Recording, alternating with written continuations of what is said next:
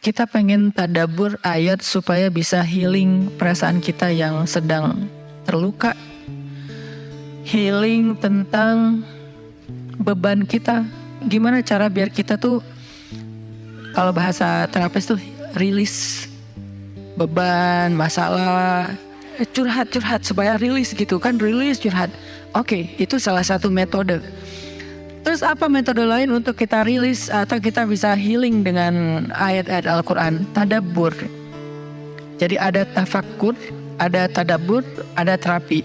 Islam itu banyak banget hal-hal yang bagus, tapi tidak ada yang lebih indah dan lebih tepat dan lebih efektif daripada terapi dengan tadabbur Al-Quran. Bukan hanya baca, tapi tadabbur Al-Quran. Menghayati, memahami pesan-pesan Allah di dalam Al-Quran. Makanya ketika Nabi punya masalah, obatnya Al-Quran.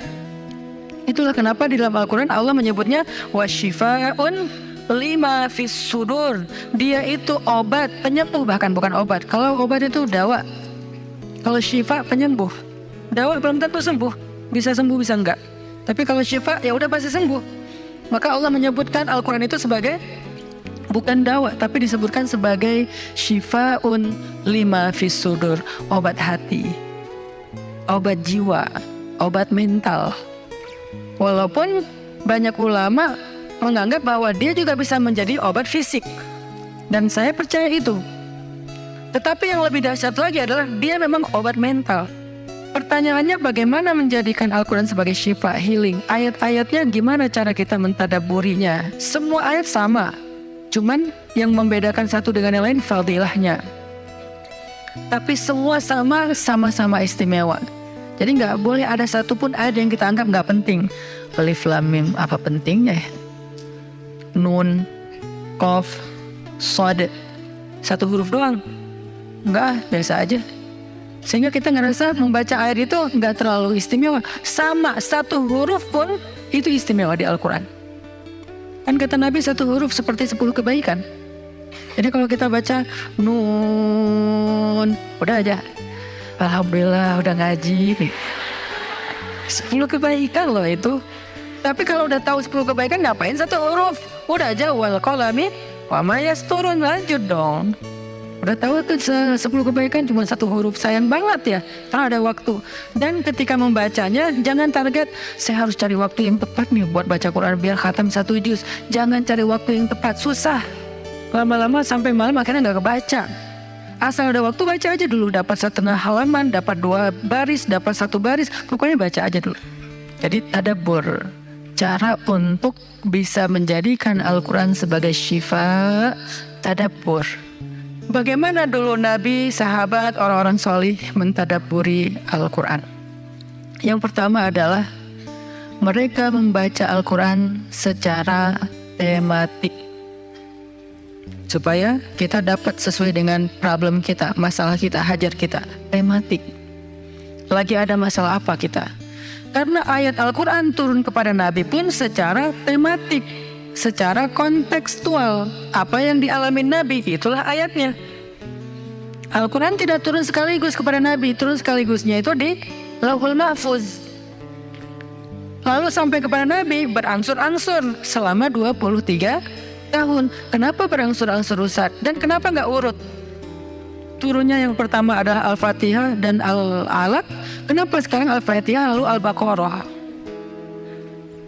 Kenapa enggak Al-Fatihah, Al-Alaq, kemudian surat apa lagi yang berurutan sesuai dengan urutan turun? Kenapa kok dibalik-balik, kok diacak-acak? Karena Al-Quran turun itu secara tematik, teman-teman. Hikmahnya apa? Hikmahnya karena dia tidak turun untuk sekedar dibaca. Dia turun untuk ditadaburi supaya jadi solusi, petunjuk dalam hidup. Petunjuk apa? Petunjuk terhadap masalah yang lagi dihadapin. Dan kita nggak akan dapat petunjuk kalau nggak ngerti kan? Coba baca petunjuk penggunaan obat. Bahasanya bahasa bahasa Thailand misalnya. Banyak kap-kapnya. Susah kan kita? Gimana berapa hari sekali? Kayaknya 5 kali sehari deh. Padahal cuma 2 kali sehari. Nggak bisa dapat petunjuk karena nggak ngerti. Maka supaya kita bisa tadabbur, kita pahami. Nah, memahami apa? Sesuai dengan tema. Kita boleh aja bagus banget malah baca Al-Quran secara berurutan, tapi itu target baca ya, target tilawah, bukan target tadabbur. Tadabbur beda sama tilawah.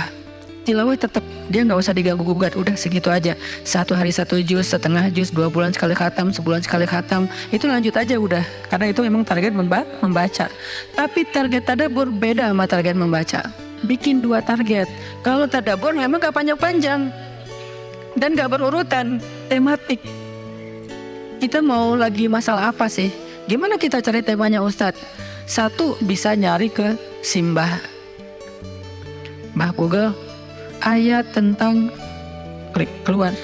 Buat kita yang mungkin kita sama nih dengan saya, masih sama-sama belajar, paling gampang tadi nanya aja ke Google, pakai aja indeks. Atau cara yang lebih, ini kalau mau, saya beberapa kali nyoba soalnya, kalau mau bukan ngetes ya, kalau mau agak sedikit lebih seru nih, agak lebih seru. Tapi kalau belum berhasil jangan salahin saya ya. Kalau agak lebih seru nih, saya suka gini, pegang Quran, lagi ada masalah nih, Bismillah, ayatnya pas, wah ini saya banget nih. Bisa kayak gitu juga metodenya. Jadi kayak minta dibimbing sama Allah aja gitu. Tapi kadang-kadang dapat ayatnya tuh nggak sesuai tema saya, Ustaz, kata kita. Padahal kata Allah, ini yang kamu butuhin tuh ini nih. Bisa gitu juga dengan syarat membukanya pakai Bismillah, bukan membuka yang itu ya Allah ya, yang itu ya. Jangan maksa. Allah lebih tahu. Bismillah. Ayatnya tentang makanan. Oh mungkin kita masalahnya emang masalah berat badan mungkin, atau masalah mubazir mungkin, sehingga merembet kemana-mana. Allahu alam. Tapi kalau mau lebih jelas ya udah cari pakai yang tadi, dapat ayatnya secara tematik.